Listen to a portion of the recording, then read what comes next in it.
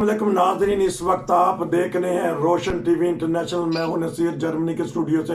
पाकिस्तान की बदलती हुई लम्हा ब लम्हा सियासी सूरत हाल हम कोशिश करते हैं ब्रेकिंग न्यूज़ के ज़रिए, फिर ब्रेकिंग न्यूज़ के ऊपर तबसरा, फिर तजज़िया अच्छी तरह देते हैं। लोग पसंद करते हैं जब हम तीन अफराद यहाँ करते हैं को, ताकि अपने अपने नज़रियात बयान करें।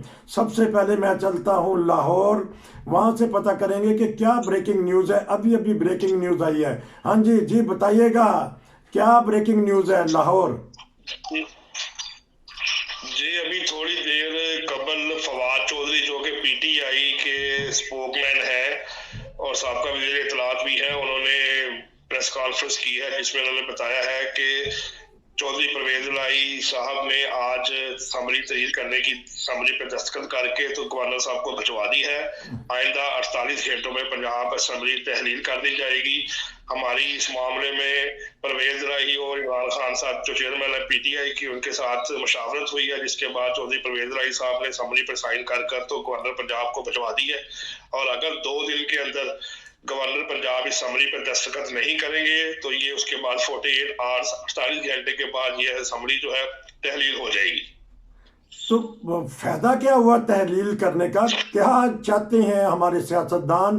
मुल्क में तो महंगाई है कमर तोड़, आपने कल बताया भी है। तो सियासी इस्तेहकाम पैदा हो जाएगा उनके मुताबिक।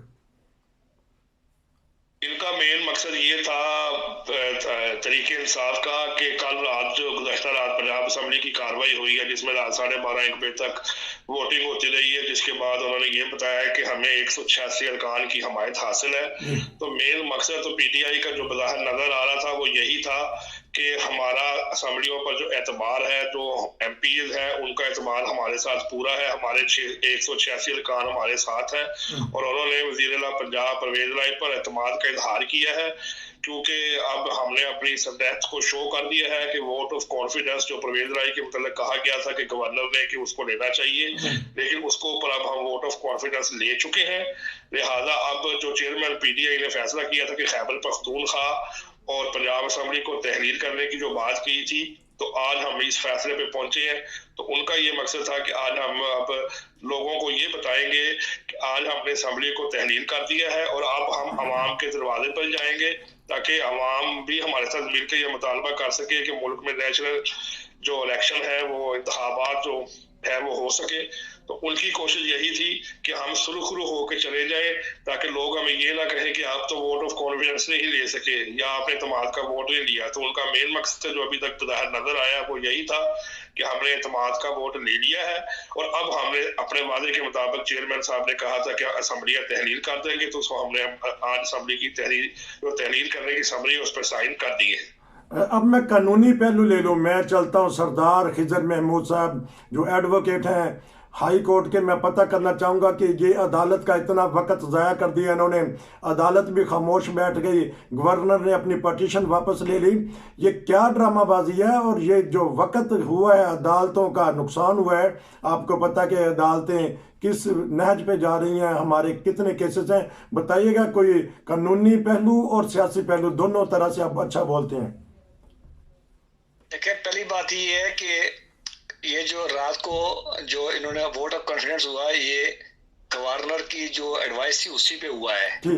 दूसरी बात यह है कि हमारी अदलिया जो है वो काफी हद तक सियासी मामलात में इन्वॉल्व रहती हैं और वो खुश भी होती हैं। अच्छा। और उनको अपने आप को डिलीवर करने का मौका भी मिलता है, इसलिए टाइम शेम का मसला पाकिस्तान में कभी नहीं होता है। दिलचस्प सूरत हाल ये है कि इमरान खान साहब ने अगर फर्ज किया असम्बली तोड़ देते हैं तो इसमें सबसे बड़ी बात ये तो कि ये तो इस वक्त पाकिस्तान के अंदर तकरीबन तमाम सियासी जमातें किसी न किसी सूरत में, अभी जब मैं बात कर रहा हूँ, वो इख्तियार में है। और अगर पस्ती में है कोई या कहीं पे सबसे ज्यादा तकलीफ में तो आवाम है। ये असम्बली अगर टूटेगी तो आवाम के लिए और मुसीबत बढ़ती जाएगी, पाकिस्तान के जो मामलात है वह और पेचीदा होते जाएंगे। एक और सवाल खड़ा होता है, चूंकि इमरान खान साहब बनी कला छोड़ के जमान पार्क में थे और उसके अलावा बहुत सारे उनके मैं मिसाल दे दूं, शहबाज गिल और जिस तरह के लोग जो कई मुकदमात में थे वो सेफ हेवन में बैठे हुए थे। तो अब वो मोर्चे खाली हो जाएंगे। अब अंदाजा नहीं है कि ये असम्बली टूटने के बाद इनका क्या होगा। बहरहाल ये हुकूमत पे प्रेशर डेवलप करने में ये कामयाब होंगे, लेकिन हुकूमत जो है वो कुछ जो जिनेवा में कुछ जहां से वादे हुए उनके साथ, ये अल्लाह ना करे इनके साथ वादे ये वही वाले वादे हों जो पाकिस्तानी हुक्मरान आज तक आवाम के साथ करते रहे हैं, लेकिन उनकी थोड़ा सा जो है ना वो उनका बुरा आई है और थोड़ा सा बेहतर वो सोचने की पोजीशन में है। तो अब देखिए खुदा करे कि कुछ उस मुल्क के लिए बेहतर हो, लेकिन मौजूदा हालात तो और पेचीदा से पेचीदा तर होते जाएंगे। और दूसरी बात है कि इलेक्शन के लिए जो तैयारी है अभी कुछ कहने वाले कहते हैं जी अगले माह से कुछ शुरू हो रही, मर्दशुमारी शुरू हो रही है, ताकि मर्दशुमारी हुई तो फिर वोटर लिस्ट बनते बनते ये इलेक्शन कहीं ना कहीं सितंबर तक ही जाएंगे। ठीक, अब मैं चलता लाहौर। इमरान खान ने कल कह दिया कि जिन्होंने रेड लाइन लगाई थी मैं तोड़ के दिखाऊंगा, क्रॉस करके दिखाऊंगा। उन्होंने किसको ये धमकी दी है? और रात जो वजीर आला ने धोबी पटका मारा है, देखते ही देखते कहते हैं कि उन्होंने पता नहीं कहाँ से वोट ले लिए। तो आपको अंदर की खबर का तो पता होगा कि वहां तो लोग थे भी नहीं, तो 186 उन्होंने पूरे कर लिए। जी देखिए, बात ये है कि इमरान खान साहब ने जो वादे तौर पे एक बयान दिया है कि इलेक्शन कमीशन को भी इंडिकेट किया है, जुडिशरी को भी इंडिकेट किया है, एस्टेब्लिशमेंट को भी किया है कि ये कुछ लोग कह रहे थे कि हम आपको नाहिल कर देंगे, हम आपकी पार्टी को -1 पे करेंगे। तो इमरान खान ने इस बात पे ये कहा था कि जो मेरे नाम के ऊपर ये जो तहरीक इंसाफ पर रेड लाइन लगाना चाहते हैं मैं उसके मुताबिक बात कर रहा हूँ। तो अब जो आज उनकी स्टेटमेंट आई है तो उसमें ये बात उन्होंने कही थी कि देखें, वोट ऑफ कॉन्फिडेंस लेना था वो पूरा हो गया, मैंने अपने वादा पूरा करना था तहलील करने का कि मैं असेंबली तहलील कर दूंगा, वो मेरा आज पूरा हो गया। तो मेरे ऊपर जो 2 रेड लाइन थी ये तो मैंने मिटा दी, अब रहेगी बाकी बात।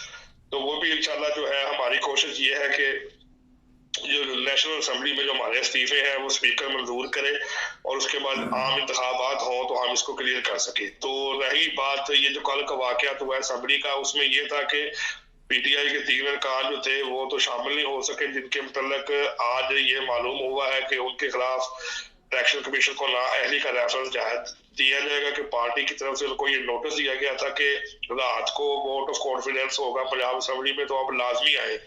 इसमें 3 अफराद और 1 खातून मैमूना जो शामिल थी, लेकिन वो बहरहाल असेंबली में नहीं पहुंच सकी।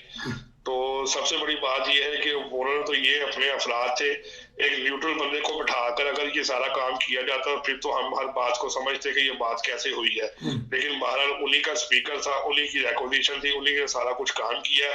तो बाहर ये किसी तरीके से नजर नहीं आता कि 186 बंदे से और किस अंदाज से उन्होंने वोटिंग की है, लेकिन बहरहाल उन्होंने ये फैसला किया था कि हमारे बंदे पूरे हो चुके हैं और हम इसलिए अपना वोट ऑफ कॉन्फिडेंस पूरा हो चुका है, इसलिए हम उसको मुकम्मल तौर पे तस्लीम करते हैं कि जो चौधरी परवेज राई है वही वजीर आला है। अब मैं चलता हूँ इधर सरदार साहब के पास। ये बताइएगा कि 50 से ज़्यादा मुकदमात हैं इमरान खान के ऊपर, महसूस हो रहे हैं कि वो माइनस हो जाएंगे, उनके ऊपर मुकदमात, तोशा खाना है और दीगर मुकदमात हैं, तो क्या महसूस कर रहे हैं आप कानूनी तौर पर? देखिए, अभी जो मेरे फाजिल दोस्त ने बात की है कि जो पंजाब के अंदर आया 186 पूरे किए गए हैं या इनके लिए कोई और तरीका, अगर ये 186 पूरे कर दिए गए हैं तो इसका मतलब है कि जहाँ पे झगड़ा था वहां पे झगड़ा इतना नहीं है, क्योंकि वहां से कहीं ना कहीं से अमदाद आई और ये लोग पूरे हुए हैं। अगर फर्ज किया ये पूरे नहीं हुए हैं और वहां वाले आपको मालूम होगा कि जब नए चीफ बन रहे थे तो अब तो वो ज़्यादा आम है, वो लेटर भी पकड़ा गया था कि जनाब इमरान साहब ने सऊदी गवर्नमेंट को खत लिखा था इस चीफ साहब के बारे में कुछ तफसीलात थे उनके जो नए चीफ हमारे स्टाफ बने।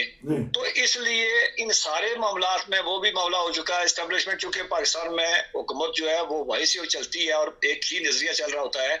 तो जो 50 मुकदमात में से 2-3 मुकदमात तो ऐसे हैं कि जिसमें इमरान खान साहब की नाअहली हो सकती है, और पाकिस्तान में जब एक माइंड सेट हो जाए तो फिर कोई इतना मुश्किल नहीं होता है, वरना पाकिस्तानी कानून को कमजोर है, लेकिन जब अगर किसी को घेर घूर ले तो फिर वो सजा दिलवा सकता है।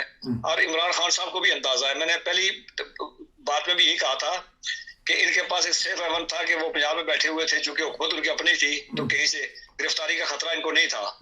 तो जब वजीराबाद में इन पे हमला हुआ तो उसके बाद देखा उनको कि अपनी FIR नहीं कटवा सके थे, लेकिन कम अज कम सेफ थे। और उस केस के अंदर जो है, जो केस में FIR हुई है, जो बंदा गिरफ्तार हुआ है, उस केस के अंदर भी बहुत सारी चीजें वो तफ्तीश का तलब है, वो पंजाब में जब बैठे हुए नहीं हो सक रही थी। बहुत सारी चीजें अब आवाम के साथ खुल के सामने आएंगी और ये मामलात जो है, मुल्क के मामलात जो है वो मजमूई ज्यादा पेचीदा होंगे और गरीब आदमी की मुश्किलात परेशानियां बढ़ती जाएंगी। और मुल्क के अंदर जो इस वक्त आटे का बहरान है, महंगाई है, बदअमनी है, ये और बढ़ती जाएगी। चलता हूँ लाहौर, क्या देखते हैं कि महंगाई ने किस तरह कमर तोड़ी है गरीब की?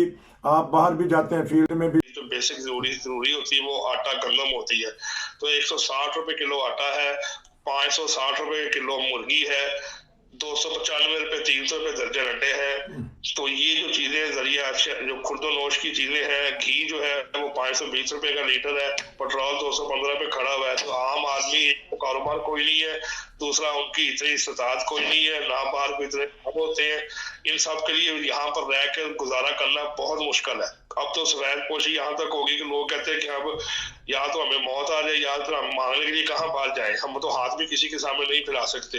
लेकिन यहाँ पर आप देख रहे हैं कि मुल्क पाकिस्तान में ना किसी को शराब की फिक्र थी, ना किसी को आटे की फिक्र है, ना किसी को मुल्क में बदअमनी और क्राइम की फिक्र है, बल्कि ये फिक्र जरूर होती है कि उसकी हुकूमत क्यों नहीं खत्म हो रही और मेरा बंदे क्यों वापस आ रहे हैं, मैं इस पे क्या तनकीद करूंगा, वो मुझ पे क्या तनकीद करेंगे, उन्होंने क्या किया। आपस में लड़ाई झगड़ा बहरहाल पार्टियों का चल रहा है, सियासी पार्टियों का, लेकिन उनके अंदर जो लोग हैं हमारे, उनके मतलब कोई भी ख्याल करने वाला नहीं है, कोई भी लिहाज करने वाला नहीं है कि अवाम को सहूलत हो, अवाम को फायदा हो। लोग खुदकुशियां भी कर रहे हैं, कत्ल भी हो रहे हैं, डकैतियां भी हो रही हैं, हर काम हर क्राइम जो है वो अपने लिहाज से 30 से 40% इजाफे के साथ ही चल रहा है, उसमें कमी कोई नहीं आई। मैं चलता हूँ सरदार साहब के पास। आतिफ मियाँ की एक क्लिप चल रहा है जो डॉन टेलीविज़न पे उन्होंने दिया इंटरव्यू कि पाकिस्तान डिफ़ॉल्ट हो चुका है, ये लिखा हुआ है। तो क्या देख रहे हैं आप पाकिस्तान के आने वाले हालात में किस करवट को ये ऊँट बैठेगा? देखें, डिफॉल्ट से मुराद अगर ये है कि दुनिया का आप पे एतमाद खत्म हो चुका है, तो बिल्कुल ये सच 100% बात सही है कि दुनिया का आप पे एतमाद खत्म हो चुका है। जी। रिसेंटली डॉचलैंड ने 600 पाकिस्तानियों को वीजा देने से रिफ्यूज किया, इसलिए कि ये आएंगे और वापस नहीं जाएंगे। अच्छा। इसी तरह मुल्क की अपनी क्रेडिबिलिटी जो है मुल्क वो बैरून मुल्क लूज कर चुका है। दूसरी बात जो अभी महंगाई की मेरे दोस्त बात कर रहे थे, महंगाई बेसिक जो है वहाँ पे सबसे बड़ा मसला गवर्नेंस का है। अच्छा। बैड गवर्नेंस की वजह से महंगाई है। आटा जो है, यही परवेज इलाही साहब अभी जो जा रहे हैं, इनके ऊपर ही 3 दिन पहले इमरान साहब ने इल्जाम लगाया था कि जी इनकी जो लूट मार की वजह से मेरा मयार वो जो नीचे गिरता जा रहा है पार्टी का। उसके बाद बैड गवर्नेंस की वजह से वहाँ पे अमन अमान का मसला भी है, चोरी चकारी भी है। दूसरा, अब अगर IMF के साथ इनका कोई मायदा होता है, क्योंकि ये जितने भी बातें हैं सारी वो लंबी बातें हैं जो अभी जिनेवा में हुई हैं, IMF जब तक कोई एग्रीमेंट करता नहीं है तब तक इन पे इम्प्लीमेंट आना मुश्किल है। IMF अगर एग्रीमेंट करेगा तो इनको 40 से 50% और बाज़ सूरतों में 80 से 90% को महंगाई और बढ़ानी पड़ेगी। अच्छा। गवर्नेंस नहीं है किसी जगह पे, और ऊपर से ये हुआ कि फिर 2 सूबे और मफलूज हो जाएंगे। तो दिवालिया की बात जो है, अगर वो क्रेडिबिलिटी लूज करने की बात है, वो बिल्कुल हो चुका है। और मैंने पहले भी एक प्रोग्राम में कहा था कि इमरान खान साहब को जब हटाया गया तो उस टाइम जो ऊपर बैठे हुए थे, जिनको लेके आए थे, उनके जहन में उनको एक खदशा पैदा हो गया था कि ये बजट पास नहीं हो सकेगा। अगर बजट ना पास हो तो एक ऐसा मुल्क जो जिसमें इतनी बड़ी तादाद में इस तरह के इदारे बैठे हुए हैं, फौज हो, लॉ एनफोर्समेंट एजेंसीज हो, और वो जिहाद फी सबीलिल्लाह का नारा तो है, लेकिन बहरहाल वो जो जितने भी काम करते हैं वहां पे बेचारे उनके पेट भी लगे, उनके बच्चे भी हैं। तो अगर वो बजट पास ना हो तो फिर क्या होता? तो ये टेक्निकली 1 साल पहले हो चुका है। बड़ा वजूद है, बड़ा जिस्म है, गिरते हुए टाइम लगता है, लेकिन ये है कि ये बात आतिफ मियां साहब कह रहे थे, बिल्कुल ठीक कह रहे हैं। अच्छा, आप बताइएगा, 2 मिनट में लाहौर चलता हूँ कि हुकूमत कुछ रिलीफ दे रही है लेकिन आटे की लाइनें लगती हैं, तो वाकया ही जो हमारे पास फूड पहुँचती हैं, ऐसी पोजीशन है और हुकूमत कुछ रिलीफ दे रही है गुरबा के लिए? जी देखिए, हुकूमत ने तो ऐलान किया था कि यूटिलिटी स्टोर पे आटा मिलेगा, घी मिलेगा, चीनी मिलेगी और ये जो चीजें मिलेंगी। वहां पर तो लाइनें इस किस्म की होती हैं कि अगर आटा आता है तो 1 घंटे में आटा खत्म हो जाता है। आटे की 100 बोरियां आती है, लेने वाले 5000 खड़े होते हैं। तो इसका रिलीफ क्या मिलेगा? दूसरी बात है कि 1 दिन आएगा, आगे 5 दिन छुट्टी हो जाएगी। अब जिसने आटा लेके खाना उसने 1 दिन तो नहीं खाना, उसने तो 3 टाइम खाना होता है। तो हुकूमत को ये चाहिए कि गंदम जो है वो फैक्ट्री, ये जो मिल मालकान है, उनको सस्ते दामों में फरोख्त करें ताकि वो लोग अपने आटे को कम कीमत पर 1300 रुपए के हिसाब से, 1390 रुपए के हिसाब से सेल कर सके। आगे 600 रुपए का 10 किलो आटा और 1200 रुपए का 20 किलो का आटा का थैला मिलता था, जो कि अब इस वक्त 3200 रुपए का 20 किलो का आटा मिल रहा है, 160 रुपए के हिसाब से, बाद जगह 150 रुपए के हिसाब से। और वो भी ये है कि बाद जगहों पे आटा नहीं है, जबकि लास्ट अब DCO लाहौर ने ये बात बताई थी कि आमिर जान ने कि हम कोशिश कर रहे हैं कि आने वाले दिन में 15 जनवरी तक इंशाल्लाह ये जो आटे का बहरान लाहौर शहर में पैदा हो चुका था, इसको खत्म करके तो बहुत जल्दी रिलीफ आ जाएगा। जिस जिस जगह पे शिकायत आ रही है हमने फूड डायरेक्टर्स को, फूड डिपार्टमेंट को अलर्ट कर दिया है, तो उम्मीद है कि उस जगह पे आटा पहुंच जाएगा, तो उसके बाद आवाम को समझ दी जाएगी। तो अब देखते हैं कि 15 तारीख तक क्या लाहे अमल सामने आ जाए। अभी तो हमारा सिचुएशन जो है वो तशवीशनाक ही है। आप दोनों भाइयों का बहुत शुक्रिया, फिर मिलेंगे। नसीर को इजाजत दीजिए। अस्सलाम वालेकुम।